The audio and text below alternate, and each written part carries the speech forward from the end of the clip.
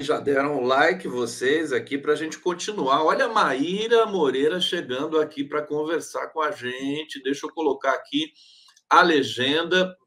Maíra, querida, obrigado. Teu livro é fantástico, está aqui. Estou recomendando para todo mundo, Freud e o Casamento. Você faz uma leitura muito original, né? Dos ensinamentos do Freud e da maneira, enfim, biologicista que ele enquadrou, né, essa relação homem-mulher e mistifica isso, né? É uma coisa fantástica e você fala do trabalho. Deixa eu apresentar rapidamente para vocês aqui. Maíra Moreira é doutora em psicologia pela PUC de Minas, período sanduíche no departamento de filosofia do The New School for Social Research, possui mestrado e graduação em psicologia pela UFMG, é especialista em clínica psicanalítica na atualidade pela PUC de Minas e autora de diversos livros, dentre eles este que está aqui, que eu recebi da Autêntica. Mandar um beijo para a Núdia também, que manda todos esses bons lançamentos para a gente. Querida, seja bem-vinda, é uma honra te receber aqui. Fala um pouquinho do livro para a gente, antes da gente começar. Sim, bom, muito obrigada pelo convite. Quero agradecer também a presença do Luiz Nassif. Meu pai te acompanha muito, desde novo eu escuto ele sempre falando sobre a sua produção. E, bom, este livro ele surgiu a partir de uma frase que eu achei muito curiosa no texto de Freud, em que Freud diz que um casamento ele não está totalmente seguro até que uma mulher tome o seu marido como filho e age em relação a ele como mãe. Eu acho essa frase muitíssimo complicada, né? Pensando, inclusive, que essa confusão, né, entre a mulher e a mãe pode, inclusive, atrapalhar um pouco a qualidade da relação, né? E no casamento, entre as coisas que estão previstas, o sexo está previsto e pelo tabu do incesto, a mãe está proibida, né? Ela precisa ser expulsa dele.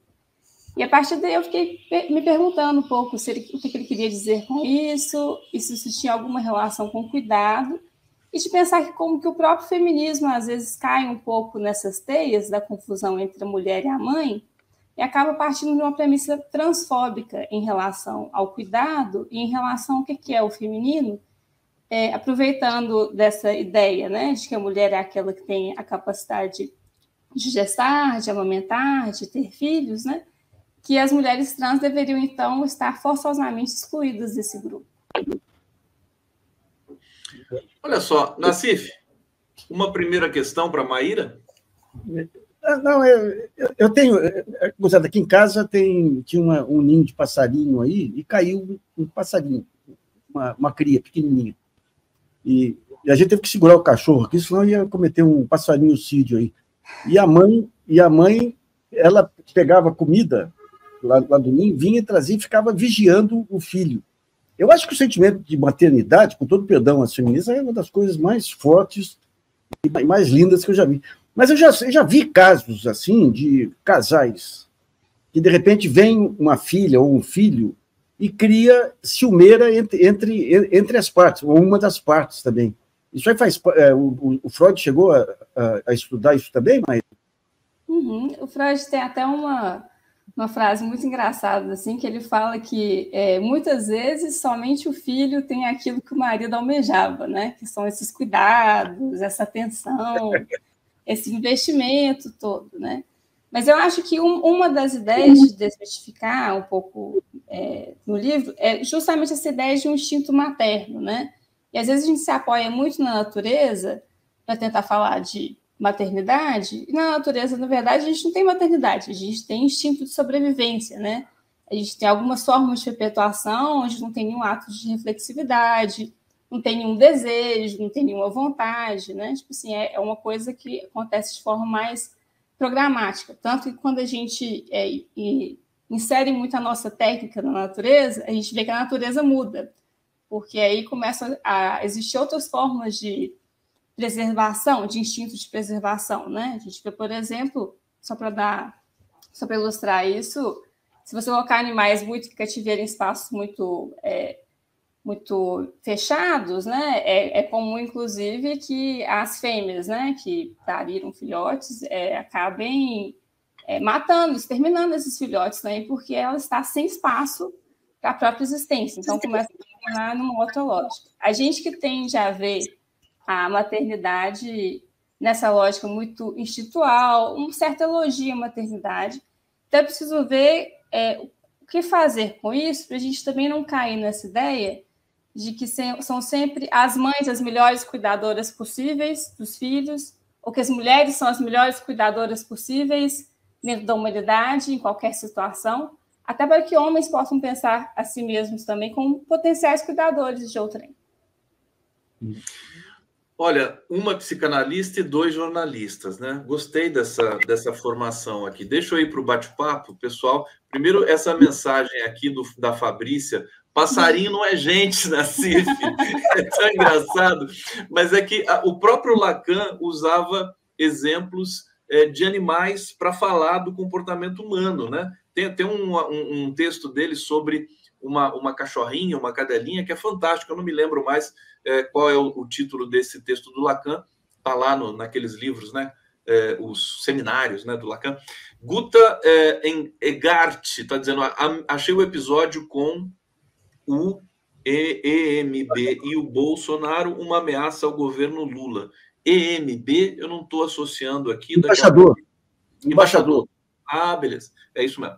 Oi, Silene está dizendo aqui: muitos homens procuram uma mulher que seja o espelho da mãe. Isso é um clássico, né? Paulo Negreiros: Nassif Conde Maíra, show em nossa comunidade periférica. Ingrid Borges ama essa vinheta do Condinho, o melhor de todos, obrigado, querida. E Beatriz Andrade ama as participações do Nassif. Maíra, a apresentação do teu livro é da Vera Iaconelli, né? E é um primor, linda que ela escreve, que ela é tão objetiva. E tem uma hora que ela diz o seguinte: Maíra Marcondes Moreira faz parte desse rol de teóricos que não se furtam a sustentar o paradoxo de usar a psicanálise contra a psicanálise a favor dela própria. Eu adoro essas sentenças que são já paradoxais em si. Fala um pouco disso, porque isso promove alguma ebulição na comunidade psicanalítica. Quer dizer, você faz uma crítica ao Freud, né? É uma espécie de crítica, mas, ao mesmo tempo, também consagrando ao pai da psicanálise, chamado pai da psicanálise, toda a importância que ele tem na cena, né? Sim.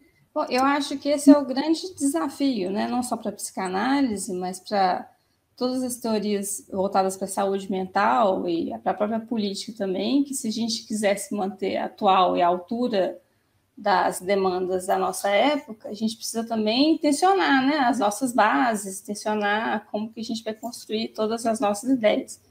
Então, a ideia é estar tanto contra quanto a favor de Freud, tensionando um pouco o próprio texto internamente, trazendo também outros campos, para a gente repensar um pouco aquilo que ele está trazendo, o que ele quer dizer com isso, o que significa para a nossa época, sem que a gente deixe também de fazer psicanálise com isso, né? Porque é outro risco que a gente incorre, né? De simplesmente ficar atendendo às demandas externas, às demandas dos movimentos sociais, às críticas que vêm, e acabar jogando muita coisa fora, né? Então é preciso, assim, sustentar um pouco essa tensão, sustentar esse paradoxo para a gente conseguir avançar.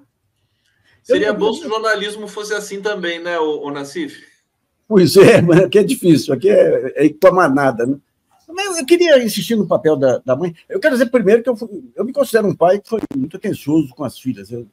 Todos os probleminhas delas... Aliás, fala para a Maíra, Nassif, porque você tem só filhas mulheres e só mulheres no seu entorno. 4 filhas, 2 netas, 4 irmãs e 10 tias. E todas fortes. A única coisa que eu não fiz com as minhas filhas foi quando teve orientação sexual. Eu falei, daí é muito com o pai menino. Daí você vai falar com a sua mãe. Mas um ponto que chama atenção, e eu acho que o Lula é o maior exemplo, é o papel fundamental da mãe na formação. O Lula dá esse exemplo. Da mãe não, da mulher. O Lula dá esse exemplo com a mãe, dá esse exemplo com a dona Marise, dá esse exemplo com a Janja agora. A Bolsa Família, um dos grandes avanços do Bolsa Família foi colocar a mulher como titular do benefício. Como é que você compara aí o papel do homem e da mulher, especialmente Não especialmente, não. Em geral, nas famílias em geral. Uhum. Bom, já que a gente está até falando de políticas públicas, né, eu acho até que esse projeto de passar para o nome da mulher, né, de pensar, inclusive, que são as mulheres brasileiras que normalmente lideram os lares, né, passar o benefício do Bolsa Família diretamente a elas, eu acho que foi até um projeto do Nilmário Miranda, que é um querido, inclusive, vizinho do meu pai, com que eu tenho algum contato. Então, mas eu acho que a questão é pensar um pouco também nesses papéis e de como que, na verdade, esses papéis são construídos de alguma forma e até que ponto a gente acredita que eles são muito importantes serem sustentados assim, só que eles são tão moralmente generificados, né, essa ideia do homem como provedor, da mulher como cuidadora, que eles podem fazer, né, tanto desse prover quanto desse cuidar, uma servidão. Então, é por isso que a gente precisa tensionar um pouco esses papéis, essa ideia, né, de que a gente precisa acabar defendendo algumas instituições que são muito conservadoras. A família, por exemplo, né, que é uma pauta que está sempre em discussão, a Damares está sempre liderando, a direita está sempre reclamando para si, que é ela que é interessada na família. E a família é muito paradoxal, porque a família é necessariamente problemática, né, porque ela é tanto o lugar de transmissão de neurose, né, que de alguma forma é transmissão também de sofrimento psíquico, né, a gente está sempre às voltas com a família, minha mãe e meu pai, né, essas pessoas violência, todas. Né? A violência que existe dentro, que às vezes fica também um pouco um pouco restrita e um pouco distante, né, essa ideia do isso aqui é privado, a gente não vai envolver outras pessoas com isso, né, e aí não tem tanto esse controle social do que a família pode ou não pode fazer. Mas, ao mesmo tempo, ela também tem um papel fundamental, que é de transformar, né, esses bebezinhos, que a princípio são só os animaizinhos também, em humanos, né? Tipo assim, que a gente tem esse devir. Então, quando a gente vai pensar o trabalho de cuidado, é bom a gente lembrar que todo mundo, em algum momento, precisou... acho que eu fiz um joinha, subiu esse joinha. Todo mundo, em algum momento, precisou ser cuidado, né? Minimamente, até um cuidado que viabilize a nossa existência. A questão é pensar por que a gente sempre remete os cuidados ao corpo feminino, a gente sempre remete os cuidados à figura da mãe, né? Por que a gente insiste tanto, né, nessas categorias, nesses lugares, que acabam sendo lugares do privado e que também operam de forma a constranger os corpos a terem que agir de certa forma. Porque uma grande querela também, uma grande reclamação, um problema, né, que os movimentos sociais feministas vêm apontando, é o quanto que as mulheres ficam exaustas, né, de estarem exercendo o tempo inteiro esse trabalho de cuidado. O cuidado é um cuidado exclusivo, né, somente a mãe, né, tem que ser a mãe. A gente tem muito essa visão também, que é até do nosso narcisismo, né, a gente quer muito ser amada e ser cuidada, e tem essa pessoa, né, que está aí, a princípio, disposta e que nos antecede. Mas é importante a gente pensar também. Nassif, quer complementar? O Nassif falhou um pouquinho o sinal dele aqui e o seu microfone também caiu, Nassif. Deixa eu... Agora voltou. Caiu. Bom, enquanto o Nassif arruma aqui o sinal, deixa eu dizer para vocês o seguinte, o livro está aqui e eu coloquei no bate-papo também o link para quem quiser adquirir o livro, né? Está aqui o endereço eletrônico da Autêntica Editora, Freud e o Casamento. Vocês podem clicar aqui, vocês vão ser direcionados para o site da editora. Nassif, será que voltou? Voltou. Voltou. Eu vou precisar sair agora. Eu vou precisar sair agora, mas eu parabenizo a conterrânea aí. É um tema muito interessante. Vou atrás do livro também aqui para... Compre o livro. Esse livro aqui ele vai acabar com muitos casamentos, né? Ou não? Que dizem que a família é o lugar onde vidas passadas você vem para ajustar as contas. Então, isso é coisa dos Luiz Nassif, obrigado, então, querido. Vamos seguir aqui com a Maíra. Deixa eu tirar o Nassif aqui. Vamos voltar aqui, ficar a Maíra e o Conde na tela. Maíra, claro que eu brinquei essa história de acabar com muitos casamentos, evidentemente. Sim. Você acha que existe esse risco, né? Esse xiste aqui que eu acabei soltando, minha querida Maíra? Qual que vai ser o efeito do teu livro, na sua opinião, nos casais, né? Porque os casais vão comprar esse livro pelo título dele e vão ler juntos, a meu ver, né? Sim, isso já está acontecendo, mas eu acho que a questão, até retomando um pouco o que eu estava falando anteriormente, é que não se trata também, né, de a gente ficar sempre reiterando as instituições, né, ficar só na defesa das instituições, porque a gente também precisa tensionar o quão conservadoras às vezes são as instituições, né, e o quanto que elas acabam, às vezes, quando elas acabam, às vezes, desvirtuando inicialmente, né, de planos muito bonitos, muito ideais. Então, em relação ao casamento, eu acho interessante pensar um pouco essa tensão, porque não se trata, lógico, de uma defesa ao casamento, mas da ideia de tentar recuperar alguma coisa também uma defesa do erotismo dentro do casamento, né? Um casamento que não seja divorciado do erotismo. E se a gente ficar pensando muito também o funcionamento, os papéis, os lugares, como um casamento deve se operar, a gente acaba também engessando, de certa forma, né? Como que as pessoas acabam fazendo laço. Isso é um problema, né? Porque isso pode ser muito pesado. Isso pode ser muito difícil. A gente percebe essas coisas na clínica também, né?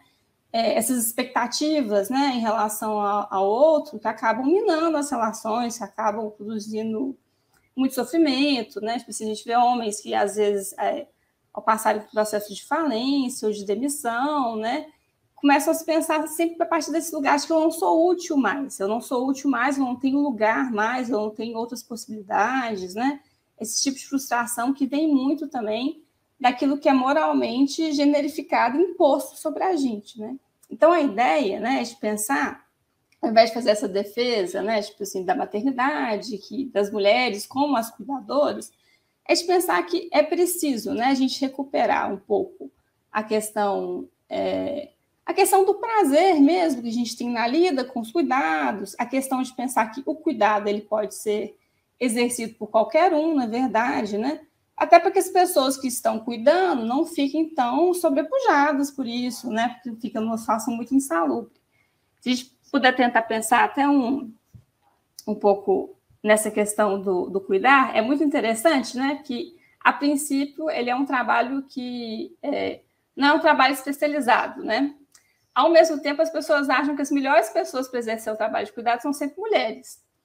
Então, assim, não é especializado, as mulheres exerceriam melhor, então as pessoas admitem que existe um certo treinamento informal desde a infância, que as mulheres são aquelas que cuidam, essa confusão, né, da mulher, da mãe, a mãe é quem cuida, tem que ser a mãe, né, essa insistência tem que ser a mãe, que acaba sobrepujando um pouco isso e acaba impedindo também que homens se vejam nessa possibilidade, nessa posição, né, tipo assim, de que eu posso cuidar. A gente vai em uma festa de família, por exemplo, aí tem só homens com as crianças da família, eles estão cuidando. Se chegar uma mulher, não precisa ser uma mulher, pode ser uma adolescente, né? Eles já ficam bem assim, então você olha seu primo, né? Já entra nesse processo assim, eu não quero fazer isso, eu não quero ter que me haver com isso. Então a ideia é pensar um pouco assim, para além dessa discussão sobre divisão de tarefas domésticas, de lavar louça, porque é muito bobo, né? E é muito no privado ainda, a gente pensar esses processos de coletivização, de comunalização, né? Processos também que não fiquem nessa lógica. Deu uma travada aqui o sinal da Maíra, provavelmente porque alguém está ligando para ela. Vamos ver. Alguém te ligou, né, Maíra? Foi isso que aconteceu? Foi. Tudo bem. Você quer completar? Onde que eu parei? Aliás, eu também tenho que recuperar. Você está falando dessa coletivização, do cuidado doméstico, das tarefas, divisão das tarefas, né?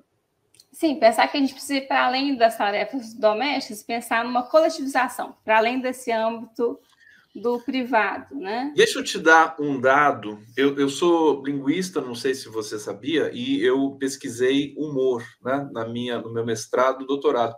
E eu trabalhei com piadas. E as piadas sobre casamento, elas dizem muita coisa, né? Seria um dado que ia ser muito interessante para você, porque nas piadas o casamento aparece como algo terrível, horroroso, péssimo. Sempre. Tem até uma tirada que é assim, né? Um homem nunca estará completo até se casar. Aí sim, depois, ele está acabado. Né? Acabado de acabamento, quer dizer, e a polissemia, né? Então, e aí vem essa coisa a pergunta que eu queria te fazer: você concordaria com a assertiva de que o casamento é um instituto capitalista de controle, né? Porque é algo para organizar, né, a sociedade. Você diria o que sobre essa, digamos, essa afirmação? E ainda aproveito para te perguntar o seguinte, quer dizer, essa dimensão do trabalho. Recentemente conversei aqui com o Márcio Postman, que hoje se tornou presidente do IBGE, economista, e uma coisa que sempre me impressionou muito no que ele dizia era o seguinte: o trabalho doméstico, né, que as mulheres em geral fazem nas casas, ele é determinante para o funcionamento do capitalismo, e ele não é remunerado de jeito nenhum, né? E faz parte, quer dizer, da divisão do tempo, da possibilidade, né, do homem trabalhar e tudo mais. Fala um pouquinho sobre essas questões para a gente aí, na medida do possível. Não, são ótimas questões que você está colocando, né? Porque, sim, historicamente tem essa questão do casamento. O casamento é um contrato sexual, é um contrato com direitos e deveres, que se inscreve também dentro do Estado. Tem essa expectativa, né, desses papéis, o que cada um vai fazer, é para garantir o quê? Reprodução, é para garantir que a gente vai renovar a mão de obra, é para garantir que o trabalhador vai chegar, né, nas condições mínimas necessárias para o trabalho. E, para além disso, também, né, é importante a gente lembrar que todo esse trabalho exercido também, não remunerado, ele é muito custoso, de certa forma. Ele gera lucro, né, ele é visto como perda de tempo, né, para quem está exercendo, ele gera lucro e ele não é remunerado, até porque o índice de reconhecimento de que algo é trabalho na nossa sociedade é o salário. Então, sem chances de assalariar, existem até propostas de salário para a família, ao invés para a pessoa que cuida, que é também tipo assim, uma aberração. Mas é preciso a gente tensionar um pouco esses pontos, né, para mostrar também que eles não são tão unilaterais também. Porque, ao mesmo tempo, o casamento, a ideia moderna de casamento por amor, é uma certa conquista moderna, né? E a gente vê que existe alguma coisa também de resto, de resíduo do casamento, que mesmo com as novas configurações, as novas parcerias, né, que vão sendo essas novas montagens que a gente fica vendo o tempo inteiro, alguma coisa no casamento persiste, né? As pessoas continuam casando, né? Inclusive pessoas que são de esquerda, pessoas que têm relacionamentos abertos, pessoas sem querer te interromper, tem o trisal também, né? Mas sem querer te interromper e já interrompendo, está caindo, né, a adesão ao casamento, né? Ou não? Sim, não, porque até saiu até um dado muito interessante nos Estados Unidos recentemente, falando que o casamento subiu e que as pessoas têm casado, mesmo e tem casado muito com uma justificativa de que é uma celebração ao amor, que eu quero fazer essa cerimônia também junto com os meus amigos, né? Tipo assim, num lugar um pouco diferente, talvez, né, do que foi há uns anos atrás. E o próprio Lacan pensava isso sobre o casamento, ele pensava isso sobre a questão do casal, que existe alguma coisa que para a gente fazer parceria com o outro é sempre no mínimo 2. E na reprodução, assim, vou colocar muito entre aspas, dita natural, porque nós somos seres muito atravessados pela técnica hoje em dia, né? A gente precisa, supostamente, também, né, de alguém do sexo masculino, alguém do sexo feminino. Então, alguma coisa aí nessa instituição persiste, talvez continue existindo, né? Porque é isso, porque também existe amor dentro de um casamento, né? Não é sobre a gente também jogar isso tudo embora, fora, e fazer só a crítica pela crítica. Eu acho que a questão é pensar também, tipo assim, como que nessa unidade familiar, né, que nos trata aqui de defender, né, várias coisas se passam, né? Se passam questões de cuidado, as questões de família, de amor, de desejo, de amparo, de reatualizações também do que foi essas vidas passadas que o Nassif falou, eu entendo como a nossa própria vida passada, né? E não no sentido mais espírita da coisa, mas assim, de como algumas coisas... A vida passada do sujeito, né? A vida passada do sujeito, Um sujeito pode ter muitas vidas passadas. Muitas. Mas de pensar eu acho que é interessante a gente pensar um pouco assim que, mesmo que seja um contrato, né, ele não é um contrato totalmente cínico, né? As pessoas não se casam dessa forma cínica, tipo assim, eu estou aqui seguindo os protocolos do Estado porque eu preciso adquirir meus direitos, né? Lógico, existem pessoas que fazem isso, né, para pegar uma cidadania, para pegar uma bolsa, para várias coisas assim, mas isso também não limpa, não impede de que hajam outras coisas, outros afetos aí dentro do casamento. Né, para ganhar presente, né? Eu conheço alguém que casou para ganhar presente. Pela festa, né? Eu acho que essas coisas todas surgem, né? Para vestir de noiva, né? Para enfim, para todas essas coisas. E aí eu acho que a questão de pensar um pouco essa questão do trabalho de cuidado, do trabalho doméstico, é importante a gente lembrar até que na experiência socialista da União Soviética, houve um momento também, né, que o Lenin ele falou da implementação de creches, que era importante libertar as mulheres do trabalho doméstico, que sem isso não haveria emancipação de fato. Então ele criou creches, lavanderias, restaurantes populares, né, orfanatos, direito ao aborto, assim, uma série de programas assim, em 1917, né? Tipo assim, que hoje em dia ainda são discutidos. Assim, e que acho que caíram todas nessa Rússia do Putin, que é Não, caíram antes, porque caíram com antes. Stalin. O que o Stalin percebeu? Que ao exonerar as mulheres, né, dos trabalhos de cuidado, dos trabalhos domésticos, o que eles foram perceber é que esses trabalhos são muito custosos ao Estado, né? Então, o Estado, eles começaram a ver o dinheiro, né, o investimento que eles precisavam ter, né, para sustentar tudo isso. E aí, o que o Stalin fez? Uma campanha em defesa da maternidade.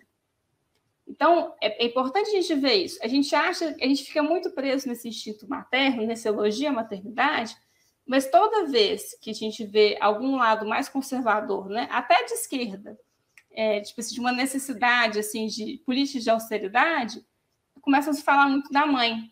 Assim, a mãe, que é essa figura, né, essa guerreira, né? A gente começa a fazer um elogio à mãe, mas é um elogio também que sai muito caro para as mulheres, né? Porque vira também tipo assim, bom, vocês têm que cuidar. Então, ele fez a lei, tipo assim, o Lenin havia proposto tudo isso, Stalin viu que era muito caro, ele fez um elogio à maternidade e devolveu todos esses trabalhos às mulheres, devolveu para o âmbito do privado. Então, eu acho que a questão no livro é de pensar um pouco também que não se trata só da gente pensar essas políticas junto ao Estado. Porque, sim, o Estado tem a responsabilidade de cuidar, né? Que o Estado tenha que cuidar da sua população, né? Não significa também que isso exonera os homens de se pensarem como possíveis cuidadores do outro, né? Porque senão também a gente só fica empurrando. O que a gente faz? A gente pega o trabalho de cuidado e fica empurrando.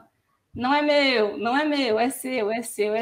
Mas, assim, é preciso a gente recuperar também que existe alguma coisa nesse cuidado que pode se dar de outra forma, que não precisa ser tão exclusiva, porque pensar uma pessoa só por conta, né, de cuidar de alguém é muito cansativo, não precisa ser tão insalubre. Lógico que essas coisas vão aparecer, né, do cansaço, da insalubridade, né, do dispêndio emocional mesmo, que é cuidar de alguém, né? Mas se isso for feito de outra forma, né, é possível a gente repensar, inclusive, o próprio casamento. O casamento enquanto uma instituição que não fique também tão privada assim, né, tão centrada nesses dois, em que cada um tem um papel e que acaba ficando engessado e rumo ao divórcio, eventualmente, né, de tão insuportável que isso pode ser. Maíra Moreira, olha que fantástico. Agora que eu estou ficando mais curioso aqui, a gente está chegando no final do nosso papo, mas você volta aqui, vou te chamar em algum outro momento, não só para falar desse livro que está aqui, mais uma vez eu vou mostrar para vocês, Freud e o Casamento. A capa ficou bonita, hein? Está aqui o Rômulo e o Remo, né? Sim, a lupa capitolina. Essa coisa, essa história que é tão bonita, o sexual no trabalho de cuidado pela autêntica. O Charles está dizendo aqui, casei 2 vezes, vou comprar o livro. Quem sabe não separo mais. Será? Ele está dizendo. Mais uma vez eu quero destacar aqui o link para quem quiser adquirir o livro. O livro oficialmente já foi lançado, fisicamente, assim? Sim, a gente fez um lançamento aqui em Belo Horizonte e outro em São Paulo, no Instituto Gerard. O outro em São Paulo. Esse livro, ele está tendo a repercussão que você esperava até aqui? Sim, ele está sendo muito bem recebendo muito feedback assim, das pessoas e tal? Sim, semana que vem eu estarei lá em Paraty, na Flipei. Na Flip? Vou participar de uma mesa com a Rita Von Hunt, Renan Quinalha, Rui Braga e Siddhartha Ribeiro. Uau, que mesaça! Rita Von Hunt, o Siddhartha Ribeiro, quem mais? Muito bom. Maíra, eu quero te agradecer, tá? Te dar os parabéns por esse trabalho. Eu não li o livro todo, mas eu vou ler nesse final de semana, viu? Porque é um assunto que me interessa e o texto tá assim muito bom de ler, né? Você não escreveu com muita naquele ethos de psicanalista hardcore, né? Você escreveu para o público de maneira geral. É trabalho do doutorado esse aqui? Sim. É o trabalho do doutorado. Meu livro anterior, né, que foi pela Autonomia Literária, que chama Fins do Sexo, Como Fazer Política Sem Identidade, foram resultado do meu doutorado. As pessoas que quiserem seguir você usa redes sociais? Você quer deixar aqui? Sim, bom, eu tenho o Instagram, né, quem quiser acompanhar, eu estou também escrevendo outros livros. Meu Instagram é marc.maira, com i. Deixa eu colocar aqui, @marc.maira. Assim? Peraí. E peraí que é rapidinho, eu vou colocar aqui. MR... Fala de novo para mim. Você colocou aqui no chat privado, né? Uhum. Eu vou pegar, vou colocar na tela para vocês. Vamos lá. Para vocês seguirem a Maíra no Instagram, marc.maíra. Maíra, muito obrigado, parabéns pelo livro, obrigado a todos que nos acompanharam até aqui, um excelente fim de semana para todos vocês, a gente volta segunda-feira que vem com mais um 11 News, e vamos nessa. Obrigado, Maíra. Muito obrigada, até a próxima.